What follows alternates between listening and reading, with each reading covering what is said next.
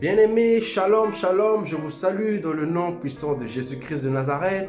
Ce matin, je suis encore dans la joie d'être parmi vous, bien-aimés. Je suis dans la joie d'être parmi les vivants, d'être parmi ceux qui ont reçu cette grâce gratuite, cette grâce venant du ciel, bien-aimés. C'est ainsi que le Dieu m'a mandaté en ce jour de nous apporter, de nous révéler des choses cachées, de nous apporter la paix, de nous apporter l'amour, de nous apporter encore la joie parfaite, sa joie qui est immense, bien-aimés. C'est ainsi, bien-aimés, je viens ce matin, je viens vous parler des conséquences d'une foi douteuse. Oui, bien sûr, bien-aimé, je vais te dire que la foi, elle est bonne. La foi, elle nous fait avancer. La foi, car la Bible nous dit que sans la foi, nul ne pourra voir Christ. Sans la foi, nul ne pourra demeurer près de Dieu. Mais nous comprenons que oui, nous avons encore des foi douteuses. Et ces conséquences sont tellement grandes que nous ignorons pourquoi cela m'arrive. Pourquoi dans ma vie, dans ma marche chrétienne, rien ne marche. Pourquoi je me stagne dans ma marche chrétienne. Bien-aimé, nous allons parler de la foi. Nous allons parler car nous avons besoin de la foi, bien-aimé. La Bible nous dit dans Romains 10, verset 17, la foi vient de ce qu'on entend, bien-aimé. La foi vient de ce qu'on entend. Et ce qu'on entend, c'est pas n'importe quoi tu entends. Ce n'est pas n'importe qui tu entends. Mais la Bible nous dit que c'est de la parole que vient la foi. Donc il faut que tu puisses écouter la parole pour avoir cette foi. Au départ, il n'y a pas la foi, mais elle vient lorsque nous nous mettons à lire. Et sa deuxième définition, dans Hébreux 11, verset 1, la Bible nous dit que la foi est une ferme assurance. Est une ferme assurance des choses qu'on espère. Des choses qu'on espère est une démonstration. Oh bien-aimé, je suis dans la joie parce que je sais que ce matin, l'Éternel va parler à une personne. L'Éternel va parler à une personne qui a une foi douteuse. L'Éternel va parler à une personne qui avait une foi au départ qui était grande. Une foi qui était démonstrative. Mais aujourd'hui, par les soucis, aujourd'hui, par les événements, aujourd'hui, par ce fléau qui nous embrasse tous les jours, nous nous sommes reculés. Nous nous sommes encore éloignés de l'Éternel. Et nous allons comprendre pourquoi. Nous avons un test à lire. Nous allons comprendre que ce n'est pas parce que nous sommes dans la présence de l'Éternel. Ce n'est pas parce que nous venons jeûner. Ce n'est pas parce que nous venons à l'église que nous avons la démonstration de la foi. Ou bien nous avons l'assurance dans la foi. Non, bien aimé. Nous allons voir que dans la Bible, ce n'est pas parce que nous donnons nos dîmes. Ce n'est pas parce que nous venons à l'église que nous avons cette foi qui est ferme. Parce qu'au départ, la Bible nous dit que la foi est une ferme assurance. Au contraire de la fermeté, il n'y a plus de foi. Il n'y a plus de foi, bien-aimé. Au contraire de la fermeté, non, il y a les doutes.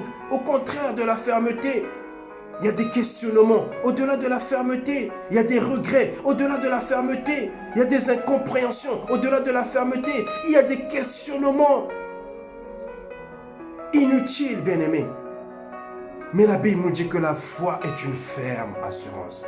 La Bible nous parle d'abord d'une ferme avant que l'assurance arrive. Donc avant que tu sois assuré, il faut que tu aies une fermeté. C'est-à-dire que ton oui doit être oui et ton non doit être un non.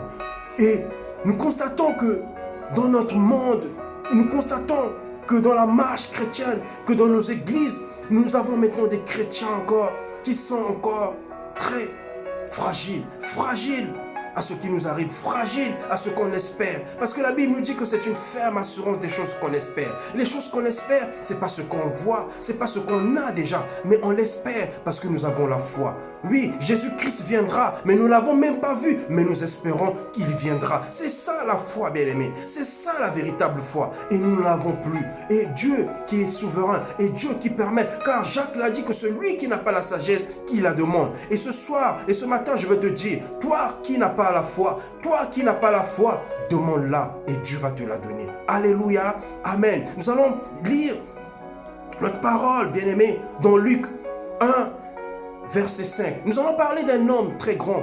Nous allons parler d'un sacrificateur. Un sacrificateur, Zacharie, un homme pieux, un homme intègre, un homme qui craignait l'Éternel. Mais nous allons voir qu'il avait une foi douteuse. Et nous allons voir les conséquences de cette foi douteuse. Nous allons voir les conséquences de sa foi. Nous allons voir la partie où cet homme a perdu sa foi. Cet homme a perdu son assurance. Cet homme a perdu la démonstration qu'il avait, malgré qu'il était intègre. Alléluia, bien-aimés.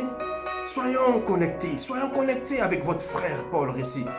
L'Éternel va parler, l'Éternel va instruire un fils, une fille. L'Éternel va ouvrir les yeux, l'Éternel va rassurer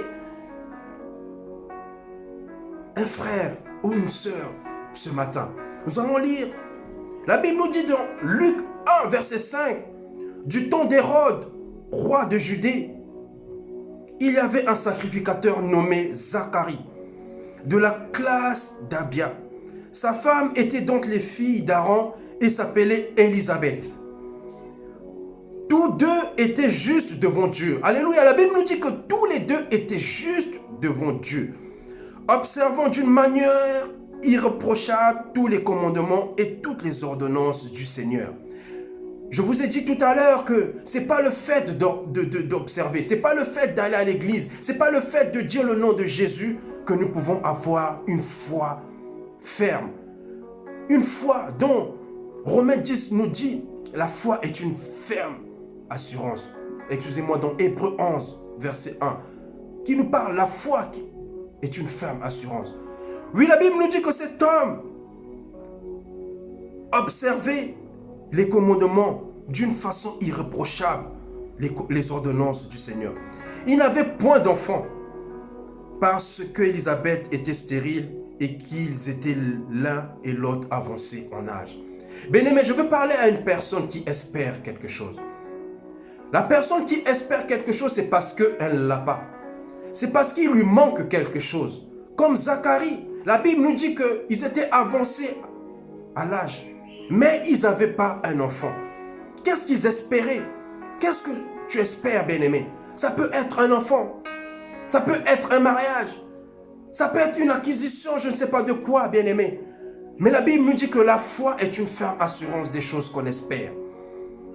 Zacharie espérait avoir un enfant. Zacharie, qui était très avancé d'âge avec sa femme, a espéré. Ils avaient la foi. Au départ, la Bible nous dit qu'ils espéraient. Donc, ils avaient une foi ferme. Alléluia. Et la Bible nous dit, oh, pendant qu'il s'acquittait de ses fonctions de Dieu, selon le tour de sa classe, il fut appelé par le sort, d'après les règles du sacerdoce, à entrer dans le temple du Seigneur pour offrir le parfum. Toute la multitude du peuple était dehors en prière à l'heure du parfum. Alors la Bible nous dit qu'un ange du Seigneur apparut à Zacharie et se tint debout à droite de l'autel des parfums. Zacharie fut troublé en voyant et la frayeur s'empara de lui. Mais l'ange lui dit, ne crains point Zacharie, car ta prière a été exaucée. Alléluia. Je veux dire à une personne qui a une foi aujourd'hui que ta prière a été exaucée. Bien que la Bible nous a dit que l'ange apparut à Zacharie et lui dit la bonne nouvelle, l'annonça une bonne nouvelle, que sa prière a été exaucée. Bien-aimé, ce n'est pas n'importe qui lui a parlé. La Bible nous dit que c'était l'ange Gabriel. L'ange Gabriel apparut Zacharie dans la présence de Dieu, dans la prière, dans l'église. Bien-aimé, nous sommes des enfants qui partons prier. Les enfants de Dieu, nous partons prier dans la présence de l'Éternel. Nous recevons encore des prophéties que Dieu a exaucé nos prières, que Dieu nous a visités, que Dieu va nous visiter. La Bible nous dit que l'ange apparut à cet homme et lui dit que ta prière fut exaucée. Mais qu'est-ce que cet homme devait faire? Bien-aimé, ce n'est pas un homme qui est venu lui dire, c'était un ange. Qu'est-ce qu'il devait faire systématiquement? C'est de croire à cette parole, c'est de croire à cette prophétie. Mais je vais vous faire comprendre que dans la fin, que Zacharie a douté. Zacharie a eu un doute. Et vous allez voir les conséquences de ces doutes, bien-aimés. Alléluia. Alors, un ange du Seigneur apparut à Zacharie et se tint devant à droite de l'autel des parfums. Zacharie fut troublé en le voyant et la frayeur s'empara de lui. Mais l'ange lui dit, ne crains point, car ta prière a été exaucée. Ta femme Élisabeth t'enfantera un fils et tu lui donneras le nom de Jean.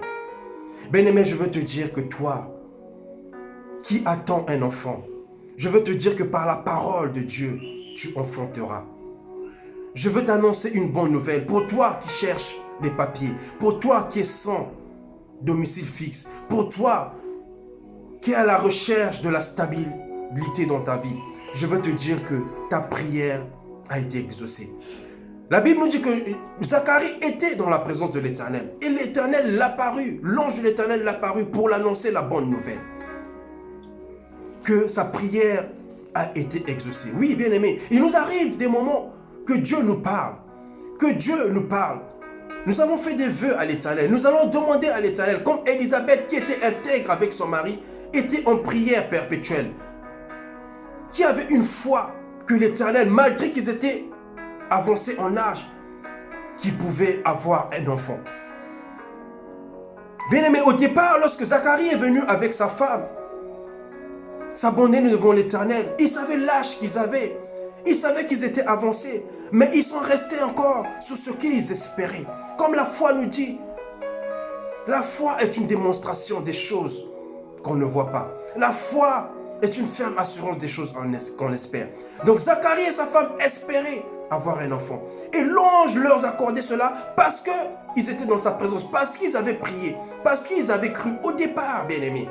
Alléluia. Et lorsque nous allons lire le verset 18, la Bible nous dit que lorsque l'ange de l'Éternel lui apparut, Zacharie aussi parla à l'ange. Zacharie dit à l'ange, « À quoi reconnaîtrai-je cela ? Car je suis vieux et ma femme est avancée en âge. » Bien-aimé, il arrivait un moment que Zacharie, qui était sacrificateur, bien-aimé, la Bible nous dit qu'un sacrificateur, c'est celui qui apportait la parole encore aux fidèles. Malgré qu'il était sacrificateur, malgré qu'il apportait la parole, malgré qu'il avait la parole, malgré qu'il avait l'assurance que l'ange lui avait parlé, mais Zacharie a commencé à douter. Alléluia. La Bible nous dit que Zacharie a commencé à se poser des questions. Oui, nous sommes ces chrétiens qui commencent à se poser des questions. Comme Zacharie. La Bible nous dit qu'il a demandé à l'ange, il a dit à l'ange, à quoi reconnais-je cela? Mais l'ange t'a parlé, l'ange t'a dit que par cette parole, l'ange t'a dit que oui, tu as longtemps prié, qu'aujourd'hui tu vas enfanter. Mais tu reposes encore cette question à l'ange. À quoi reconnaîtrai-je cela? Car je suis vieux et ma femme est avancée. Et c'est là où commence à revenir les questionnements. Et c'est là où commence à revenir encore ton identité. Tu commences à te dire, est-ce que moi, je peux avoir cela? Est-ce que moi, je peux être cela? Est-ce que moi, qui ai déposé, je suis parti, j'ai déposé ces papiers, j'ai déposé ces CV. Est-ce qu'aujourd'hui, je pourrais avoir? Mais au départ, lorsque tu es parti déposer, tu avais la foi. Au départ, lorsque tu allais à cette embauche, oui, tu avais cette foi. Mais tu commences à te reposer cette question lorsque l'ange vient t'annoncer une bonne nouvelle. Zacharie a commencé à douter. Zacharie a commencé à dire à l'ange, car je suis vieux. Oui, tu as commencé à rappeler. Tu as commencé à rappeler à ta foi. Tu as commencé à rappeler à ta foi qui tu es. Tu as commencé à dire à ta foi qui tu es. Tu as commencé à rappeler, oh, la position que tu es. Oh, bien-aimé, non, je veux te dire, ne faisons pas comme Zacharie. Ne soyons pas comme Zacharie, qui a commencé à se poser des questions, qui a reposé cette question. Je suis vieux en âge, oui. Tu te revois, tu te dis que tu ne peux pas. Rien n'est impossible à Dieu, bien-aimé. Sarah, femme d'Abraham, le père de la foi. La Bible nous dit qu'il fut appelé ami de Dieu. Ami de Dieu pour la foi qu'il avait. Sarah pouvait voir la vie de son mari. Sarah pouvait voir encore tout ce que l'Éternel faisait dans la vie de son mari. Mais la Bible nous dit que lorsque ces anges sont venus séjourner, Sarah douta de leur prophétie. Sarah s'est mise à rire de sa prophétie. Oui, bien aimé, nous sommes seuls parfois. Parce que nous croyons que nous sommes âgés, parce que nous croyons que nous ne pouvons pas, nous n'avons pas de diplôme, que nous ne pouvons pas exercer ce boulot. Nous disons parce que nous sommes stériles. Oui, le médecin a dit que tu es stérile, mais Dieu n'a pas dit son dernier mot. Dieu n'a pas dit son dernier mot, bien aimé. Zacharie et sa femme étaient poussés d'âge. Ils espéraient avoir un enfant. Mais il y a quelque chose encore qui a retardé. Il y a quelque chose encore qui a attristé cet ange ce jour. C'était parce qu'il avait douté. C'est parce qu'il avait douté. La Bible nous dit que je suis vieux et ma femme est avancée en âge. L'ange lui répondit, je suis Gabriel, je me tiens devant Dieu. J'ai été envoyé pour te parler et pour t'annoncer cette bonne nouvelle. Bien-aimé, je veux t'annoncer une bonne nouvelle. Dans ta vie ne sera plus pareille. Ta vie changera à l'instant que tu vas comprendre et que tu vas croire à cette parole qui sort de la bouche de son serviteur.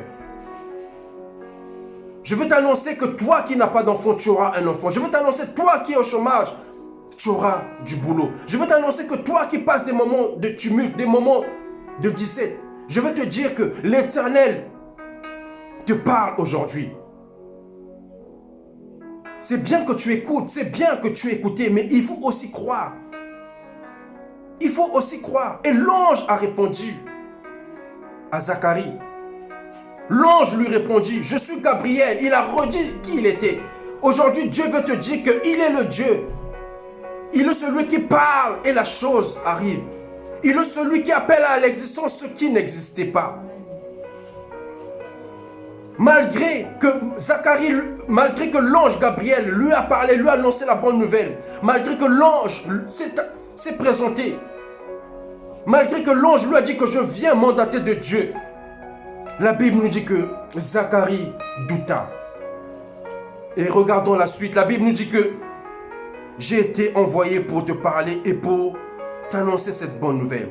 Et voici, tu seras muet. Bien-aimé, la Bible nous a dit que Zacharie qui était sacrificateur, Zacharie qui était pasteur, Zacharie qui avait le mandat de parler, qui avait le mandat d'annoncer, fut muet. Oh bien-aimé, il arrive que notre vie en Christ soit muet. Il arrive que notre vie en Christ soit handicapée. Il arrive que notre vie en Christ soit stagnée. Pourquoi? Parce que nous avons douté. Parce que nous avons douté à une parole. La foi vient de ce qu'on entend. Et ce qu'on entend vient de la parole de Dieu. Et pour que tu puisses croire ce que tu entends, il faut croire. Pour que tu puisses mettre en pratique, il faut croire. Alléluia. Et il a dit, et voici, tu seras muet et tu ne pourras parler jusqu'au jour où ces choses arriveront. Oh, c'est fort ça. C'est très fort, c'est très poignant. Bien-aimé, il y a des bénédictions qui nous arrivent. Il y a des bénédictions qui nous arrivent, qui tardent à arriver. Et nous ne croyons pas à ce temps, nous ne croyons pas à ces moments que ça va arriver. Et l'ange lui a dit que tant que cette bénédiction, que tant que cette bonne nouvelle n'arrive, tu ne pourras plus parler. Eh bien, il a attendu 9 mois parce que la femme, après 9 mois, enfante. Donc pendant 9 mois, Zacharie, ce sacrificateur, n'a plus parlé. La vie de Zacharie avait changé par le doute. Les conséquences de la foi, de son doute, de la foi douteuse, ont poussé l'ange à rendre Zacharie muet. Muet. Et voici, tu seras muet et tu ne pourras parler jusqu'au jour où ces choses arriveront. Parce que tu n'as pas cru à mes paroles qui s'accompliront à leur temps. Alléluia. Les conséquences d'une foi douteuse. Les conséquences d'une foi douteuse. Pourquoi il était muet? Ce n'est pas parce qu'il a mal prié. Pourquoi Zacharie fut muet? Ce n'est pas parce qu'il a mal prié, ce n'est pas parce qu'il a mal jeûné. La Bible nous dit que c'est parce qu'il a douté à la parole. Parce qu'il a douté à la parole. Nous sommes ces chrétiens qui écoutons la parole, qui lisons la parole, mais qui avons le doute. Le doute de la manifestation de l'Esprit en nous. Le doute de la manifestation de Christ en nous. Et voilà pourquoi nous prolongeons nos bénédictions. Nous prolongeons nos bénédictions. L'ange lui a dit que tant que cette bénédiction ne s'accomplisse, tu ne pourras plus parler. Mais imagine que c'était une bénédiction qui tardait pendant 20 ans. Nos vies chrétiennes pendant 20 ans resteront muets, resteront stagnées. Pourquoi? À cause d'une foi que nous avons douté. À cause d'une prophétie, à cause de la parole.